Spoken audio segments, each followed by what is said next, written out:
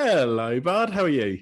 Good, how are you? Yeah, very good, thank you. Excellent. You are looking sharp, naturally. I, on the other hand, look about as sharp as a sponge. So, You look very good, my friend.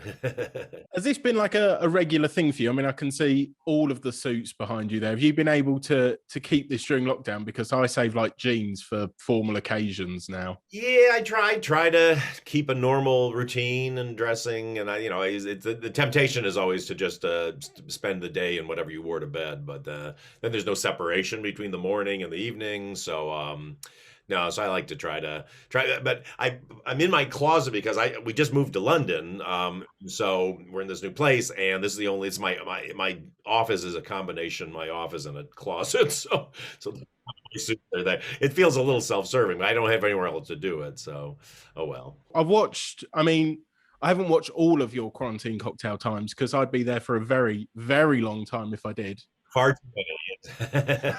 How many are we on now? We've done 117 now, I think. So, I think I don't want to brag, but I think I'm on about 115 now. So oh my God, wow! Thank you, sir. My goodness, you I'm the one getting you those thousands of views. I'm that sad. not sad in my book. but, Thank you, I appreciate that. but I mean, I think there's like two of them where you're not wearing a suit. One of them you're wearing a sweater, and one of them you're wearing a Santa outfit, which technically is a suit. I think Santa would want that to be a suit. That is true. Yeah, for Santa, it's a suit. So there you go. I wanna thank you for merging two of my favorite things, comedy and alcohol. It's my favorite combo. What time is socially acceptable to drink during lockdown? Oh boy, that's a good question. I'll give you the real I'll give you the responsible answer, which is anytime after 5, I think is okay. Yes, but in lockdown, if you stumble into one at lunchtime, it happens. Well, the beauty of it, this interview is after 5, so either way, it's a win-win for me. As soon as this is done, I'm blacking out. For you, Paul. You know what? I appreciate that. I may be joining you in a different part of town, but we'll pass out together. But as you said, you're currently in lockdown. You've left the sunny, warm America for this lovely freezing snow that we've had today. Lovely. I mean, apart from that, how has lockdown differed from your home to here? Have you experienced anything new, like new TV shows or anything like that? I mean, yeah, my wife and I have been coming to London for so long. And we have so many friends here that it just always feels very natural. And when I was doing the movie Last Christmas a year and a half ago, we lived here for a year, so it kind of just feels like coming home. What's nice is we've got a place that actually is very comfortable this time, despite the fact that I'm in my closet right now. But it's really great, and you know what? One of the things I always can't wait to get back to when I come here is to have the BBC iPlayer, because then I can catch up on so many things that I can't get back in the States. And so we spend a lot of time doing that. What have you been binge watching on BBC iPlayer?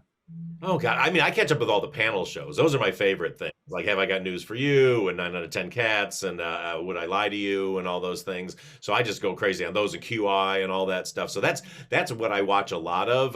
There's a lot of dramas I haven't seen yet that I'm told are really good. So I want to catch up on those. I've been caught up on all of Upstart Crow, which I think is one of the funniest shows I've ever seen in my life. I'm a David Mitchell fanatic, and so he is so funny in that show, but the writing is so funny. The whole cast is so great. Ben Elton's such a genius. I've been a fan of all his stuff from like The Thin Blue Line through Blackadder, all that stuff. So that's been really fun. It was my friend Stanley Tucci was the one that actually, when we got here, he was like, "You got to watch Upstart Crow," and so we just became obsessed. So yeah, catching up on a The fact that you two bond over David Mitchell just warms my little heart. That's amazing to hear. I've been trying to get him in a movie for many, many years. So one of these days, David and I will work together. What's he playing at? Why has he not jumped on board? He's always busy. He's always busy with some other project whenever I try to get him in something. So Right, I'm going to make it my mission to interview him next. And I won't even talk about his work. I will just say, be in a Paul Feig film. As soon as he says yes, right, I'm out. that's all. ask. That's all I ask. You've come over to the UK recently for Netflix's The School for Good and Evil, haven't you? I don't want to put on yet another layer of pressure on you, but I have so many different ideas and concepts of what could possibly happen. Like, my expectations are huge. Good.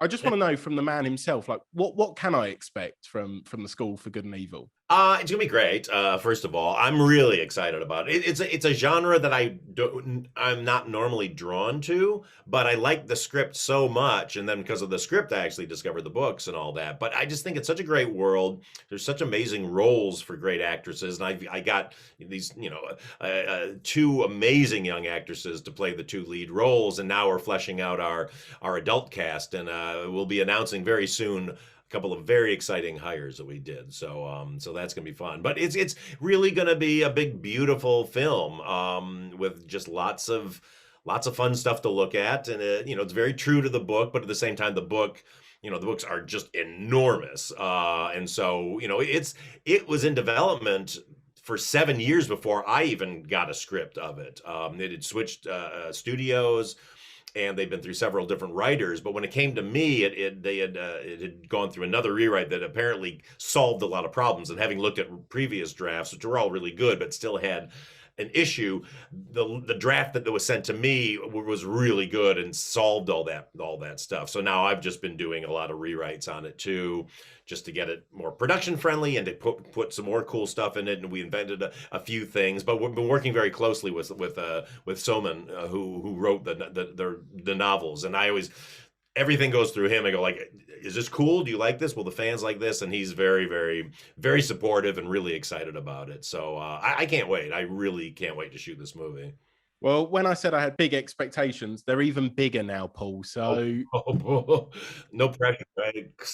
That's all I wanted from you. One of them comedy. I get a little. You can CGI some smoke coming out of there. You want? Oh, you've greatly over expected my editing abilities there. It would just be a clip art going. Oh, that's it. Come on, work that After Effects. Work your After Effects. And you mentioned there some of the cast. We know Sophie and Agatha. They've been announced. They're not obviously the only characters. If so, it'll be a tiny school. Yes. You've been working on, as you said, a few other people. Obviously, you're not going to announce it here, but I want to probe you a little bit. Are some of these actors people that you've worked with already in the past? A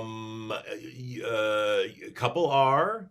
A couple are people that I've been dying to work with, and we have never been able to make it fit, and now it has. So, but it's not who you expect. These who I say I've worked with before, it's not who you expect. So I'll just say that. Yeah, I say that as if you haven't done loads of films, loads of TV shows with hundreds and hundreds of actors. Like straight away, oh, I think I know who he's talking about there. That is true, exactly. That is very true. I've just made it more complicated and difficult to guess. You know what it is?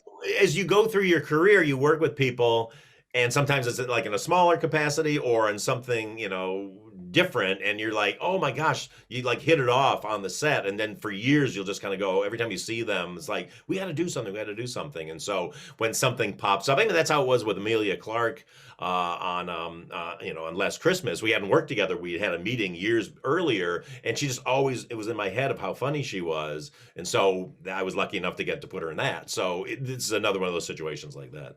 Would it be too shameful for me to try and crowbar myself in there? Nothing's too shameful. Whether it works or not, who knows? But you can try. I'll play boy reading a book in the background or something. Yeah. Actually, weirdly, we just expanded that role to a major part of it. So I bet you it went to Joel McHale, didn't it? Oh, if only. Oh, I love Joel. I miss that show so much. I have to say, we've never recovered from that show going away because we just had the most fun doing it. It's funny you say that. I spoke to Joel the other day, and I was so ready to ask him all about that show because it's one of my favorite things on Netflix. And as soon as he put the webcam on, he's so ripped now. I was just like, no, not going to ask him about that. Not going to ask. He was ripped when we did it. Now he's just even more ripped. He's in good shape, that guy. He filled the screen. I was like, step back a bit. And he was still just filling the screen. Oh my God. Well, you don't have that problem with me, my friend. Yeah. Well, I actually quarantine. I'm filling it, but down off camera, so I won't ask you to show me that, Paul. nobody wants to see. You mentioned the fans for the School of Good and Evil. They've got such this incredibly loyal fan base, and after the likes of Ghostbusters, does it make you nervous taking on a project with such a diehard following? It is always very nerve-wracking, I will say, because because they expect a lot, and you want that though. You want people to expect a lot. The fear is just always everybody's got in their head what they think it should be, what they think it should look like, and so those are the moments when you go like, all right, this is the way we want to go with this. I think this is very, in line with what they like. And actually, when I first came on, was talking to Soman, and he sent me a lot of fan art, which we went through, and I showed my production team and everything too. So we were really, we're not looking to reinvent the wheel, but we also want to give people something what kind of in the world what they're expecting, then take it 10 times beyond that. And I've got the most A team behind the scenes on this movie. I mean, I still can't believe it, and just was on all day with my VFX team today, and just the stuff we're coming up with is just it's really cool. It's really cool. I'm so excited, and as you said, you flew to Ireland to do some of this, so that you could actually do it in a real castle. I know you're a fan of practical effects more so over CGI. Have there been any set pieces or non-human characters that have already proven challenging to do practically? Yeah, I mean, there's actually some that I've modified. There's some that I've taken out because, yeah, I don't like when a character is fully CG, because I just think you've just seen it before. I think we're in such CG fatigue right now, and CG is a great tool, and that's what I love about my team. They're always like, CG is used to enhance what is there. We don't want to create it out of whole cloth, and I agree with that. Like, I don't enjoy like a monster who just doesn't have any, I don't know, like just kind of relation to the physical world, versus something we can beef up and have fun with. So, but no, I mean, we got, there's definitely a couple of very, fully CG things in there that just are impossible to do otherwise. And trust me, I tried everything. There's got to be some practical way we can do this. And finally, it's just like, well, if we did, it would cost $1 gazillion. And like, okay, we can't do that. But I think we're walking the line really, really nicely. Yeah, I mean, like, well, you look at the Mandalorian. I think there's something so beautiful about seeing Baby Yoda actually there. You're like, I could actually hug him. Yeah, I am. I use that example all the time when people are like, "Oh, it's got to," people won't buy it if it's not, if it's a puppet or something. I'm like, okay, Baby Yoda and Chewbacca is just a guy in a fursuit. That's all he's ever been, and he's one of the most beloved characters of movie history. So it can happen.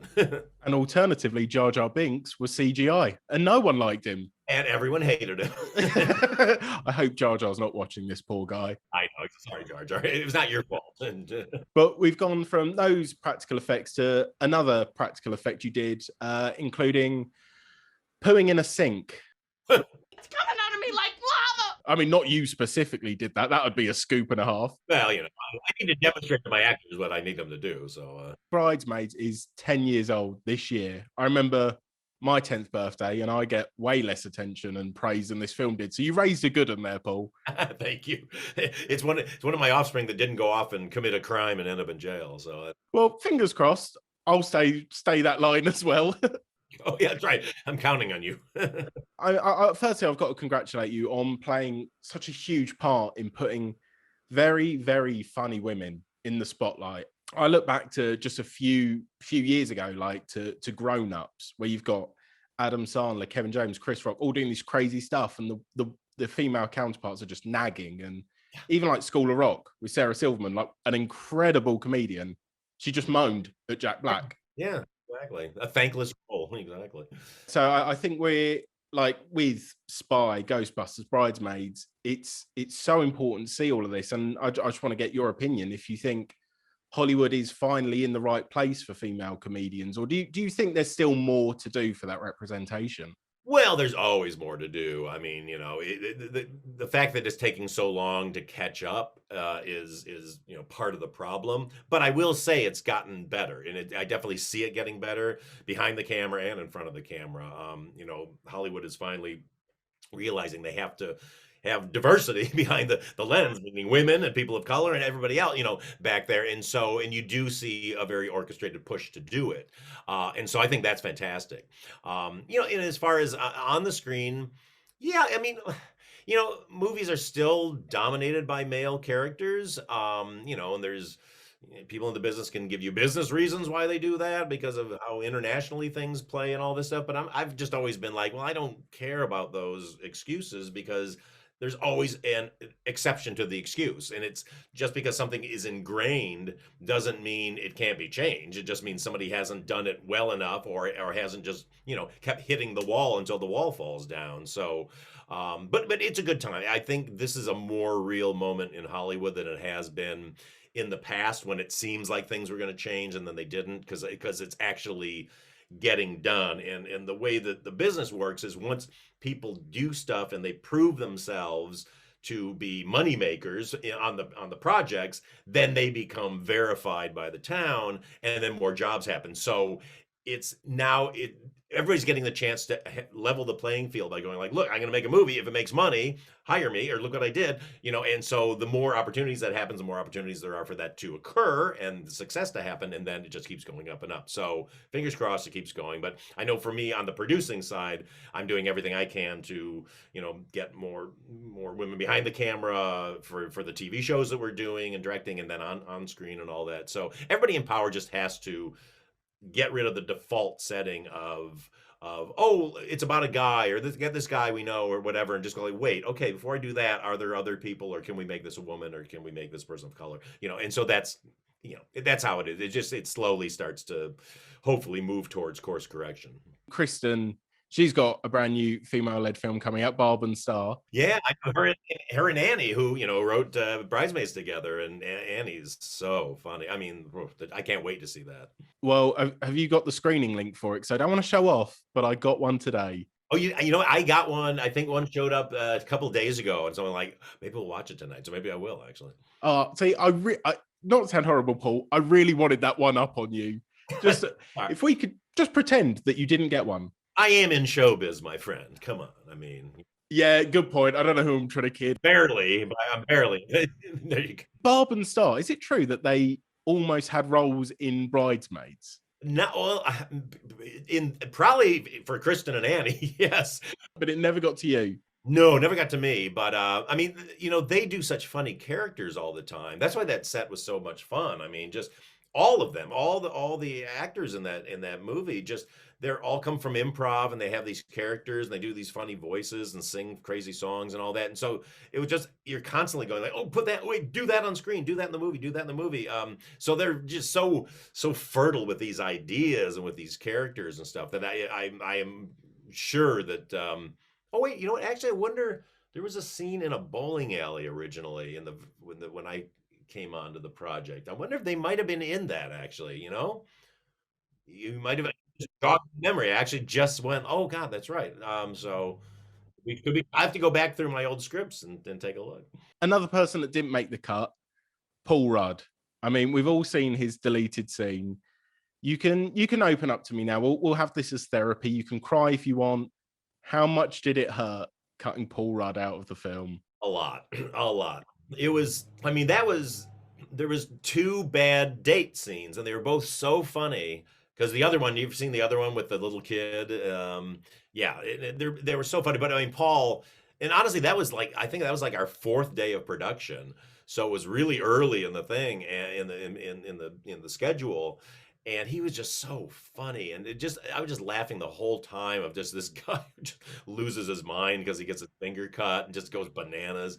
But it was, we just had way too much movie. As it is, I mean, the movie's still over 2 hours long, to say, which is it's kind of long. But all the great stuff, I mean, we would have been in like 2.5 hours long, and we just, you have to.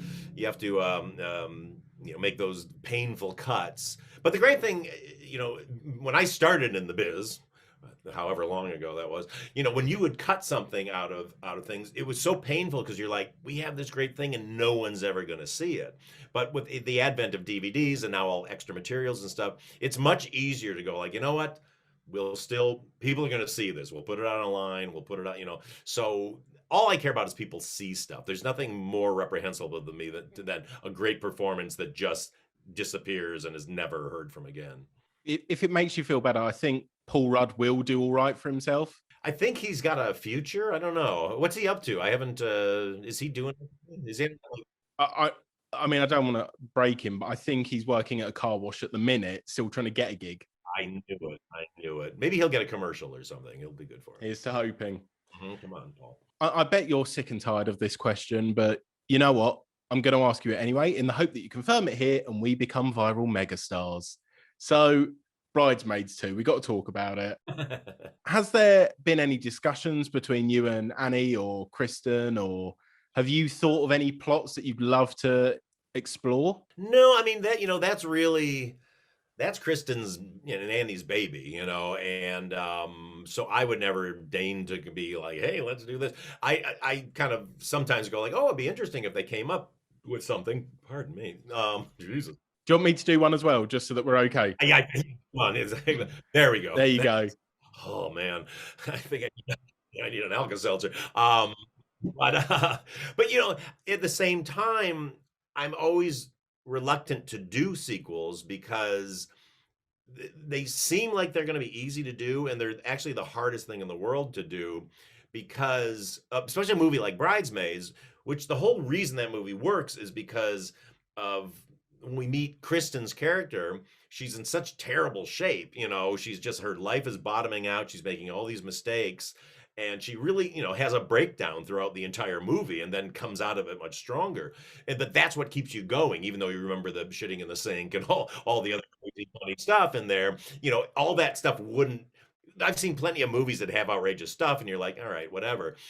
But it's that through line, that dramatic through line. So, to do a sequel, either you have to have her life falling apart again, and then you're kind of like, what, didn't we just solve that problem for you? Like, what's wrong with you? Or it's just about somebody's getting married and it's a crazy wedding, which could work. It's just, you really got to figure out what is that emotional through line, because that, comedy only works if you've got a real dramatic story in the middle of it.